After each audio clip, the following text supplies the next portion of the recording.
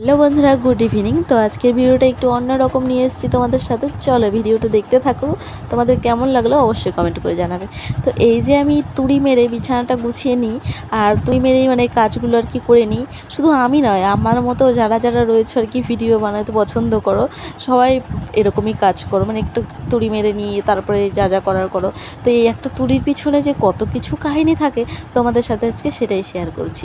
সেই কখন একটা তুড়ি মেরেছি, তারপরে বিছানাটা গুছিয়ে নিলাম, মানে বেড কভারটা ঠিক করে নিলাম, বালিশের কভারগুলো লাগিয়ে নিলাম।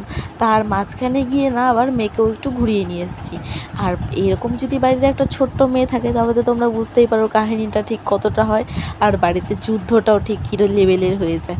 তো এই যে বিছানাটা গুছিয়ে নিয়েছি, এখনও কিন্তু ফুলফিল গুছানো হয়নি। তার মাঝখানে ছিল অনেকগুলো জামা কাপড়, সেগুলো গুছিয়ে নিলাম। আর সেগুলো গুছাতে না গুছাতেই আরও এক পাহাড় জামা কাপড় আমার ঘরে জমা হয়ে গিয়েছিল। তো সেগুলোকে একটু ভালো করে গুছিয়ে নিয়েছি। তারপরে যেই নাকি আলমারিটা খুলেছি, তারপরে তো হলো আরেক কাণ্ড। জামা কাপড়গুলো দেখি ধপাস ধপাস করে সব পড়ে যাচ্ছিলো। তো সেই জন্য আবার তার মাঝখানে আমি আলমারিটাকে ভালো করে গুছিয়ে নিলাম। তারপরে হলো আমার তুড়ি মারার লাস্ট কাজ, মানে এই যে তুড়ি মারার পরে বিছানাটা ঠিক এইরকম লাগে গুছাতে। তো যাই হোক, ঘরটাকে ভালো করে একটু গুছিয়ে পরিষ্কার করে নিলাম। আর কেমন লাগলো তোমরা অবশ্যই জানাবে। তো ভালো লাগলে অবশ্যই একটা লাইক করে পাশে থাকবে বন্ধুরা। Good night.